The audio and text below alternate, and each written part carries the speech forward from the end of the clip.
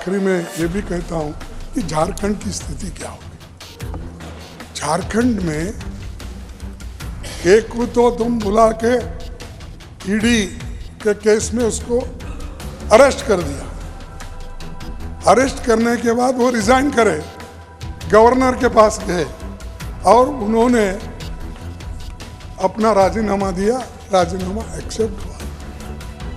अगर राजीनामा एक्सेप्ट होने के बाद 43 लोग लाइन में बस में बैठे हुए थे, उनके सिग्नेचर लेकर उनको दिया, तब उन्होंने ये भी नामांकित किया कि फलाना फलाना चंपा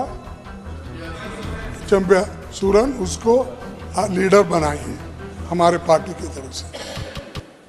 तो वो आदिवासी नेता देने के बाद भी वहाँ के गवर्नर बोले मैं इसके ऊपर सोचता हूँ और वहाँ पर तुमको संख्या बल रही। तो वो वहाँ पर बैठे हुए थे कार में सॉरी बस में, तो संख्या बल। दूसरे दिन फिर वो जाके मिले, इतनी संख्या है हमारे पास। तो उनको बोले ठीक है, तो कल 12:30 बजे आप वोट ले लो। 12:30 बजे उनको बोले, फिर बोले कि विश्वास मत, मैं आपको डेट देता हूँ 8-10 दिन में। तो ये अपोजिशन के लिए, और आप क्या कर रहे हैं? नीतीश साहब बिहार में राजीनामा दिए, 15 मिनट में राजीनामा स्वीकार हुआ। उनको वोट लेने की, शपथ लेने की टाइम भी दी गई और उन्होंने उसी वक्त अपना कैबिनेट भी फॉर्म किया।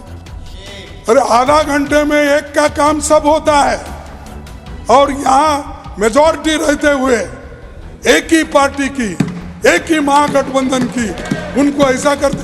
Is it this democracy sir? Is it this democracy? उसको, और ये भी ट्राइबल का आदमी है, लेने दिया सो वाला ट्राइबल ले, अब जो वोट लिया वो भी ट्राइबल। तो इस ढंग से अगर आप ट्रीट करते जाओगे तो लोगों का विश्वास उठ के चले जाएगा डेमोक्रेसी के ऊपर। और ये निश्चित रूप से मैं कहूँगा कि आप बुरा न माने तो यहाँ प्रधानमंत्री कहाँ ये आखिरी इलेक्शन डिक्लेयर करते मुझे मालूम है। इसके बाद इलेक्शन नहीं, मैं इतना पॉपुलर हो गया, डेमोक्रेसी की जरूरत ही नहीं है बोलेंगे। इससे ये दिख रहा। तो 16 घंटे में पार्टी बदलते, पलट मारते, ये पलटू रामों को आप लोग सपोर्ट करते हो। जो सीधा सीधा आके आपको देता है उसको आप नकारते हो, ये ठीक नहीं है। और लास्ट में मैं यही कहूँगा कि खैर तो ईडी, इनकम टैक्स बोल बोल के थक गए, उन्होंने तो इसको मानते नहीं, क्योंकि डराना एक ही उनके पास उपाय है, दूसरा उपाय नहीं है। हम देश का विकास चाहते हैं, उनका कहना, हम भी देश का विकास चाहते हैं। हम कभी, मैं तो खासकर कभी विकास के लिए किसी को भी मैं डिस्क्रिमिनेट नहीं किया, और ये जोशी साहब मानते, मैं समझता हूँ। क्योंकि हम वो पूछो मत पूछो, हर एक को मदद करते थे। और हमारा एम क्या है कि अगर डेवलपमेंट हुआ, सड़क बड़ी हुई, क्या मेरे ही लोग चलने वाले उसके ऊपर? रेल चली, क्या मेरे ही लोग बैठने वाले हैं? कोई हॉस्पिटल बना, क्या मेरे ही पेशेंट जाने वाले हैं घर के? तो ये अगर सोच आपके पास रही तो देश विकसित होता। नहीं तो मेरे लिए और हमारे लिए इतना ही बोल के चले तो दूसरों को सर्वजन सुखाय, क्या बोलते ना, हाँ, तो सर्वजन सुखाय कहाँ है? मैं तो ये बोलता हूँ बहुजन सुखाय बहुजन हिताय, इसकी बात करो।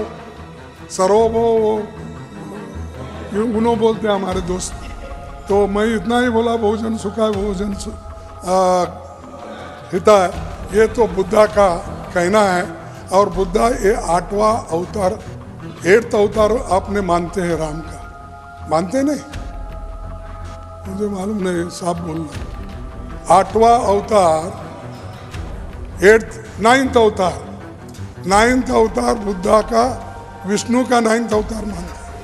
उसका भी कहीं पर नामो निशान नहीं, वहां पर कहीं बनने का नहीं, उनके स्तूप बनने का नहीं, कुछ भी नहीं। हाँ, उसीलिए बोला आप पूजा 9th अवतार की करो।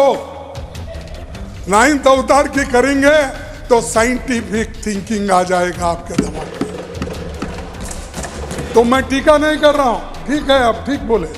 ऐसे लोग जरा ज्यादा बढ़ गए तो बीजेपी ठीक हो जाएगी। सर, मैं आखिरी बात ये कहूंगा, गरीब और कमजोर तबकों को न्याय मिले, ये हमारी नीति है जिस पर हम चलते रहेंगे।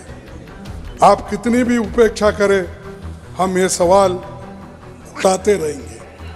आखिरी में मैं ये कहूँगा, मेरा हर लफ्ज है अमन के लिए, मेरा हर लफ्ज है अमन के लिए, मेरी हर सांस बंदगी के लिए, मेरी हर सांस बंदगी के लिए मैं हवा के खिलाफ चलता हूँ। मैं हवा के खिलाफ चलता हूँ सिर्फ इंसान की खुशी के लिए। धन्यवाद, आपको नमस्कार। आप बहुत शांति से इस बार सुने, इसीलिए आप और सभी को धन्यवाद।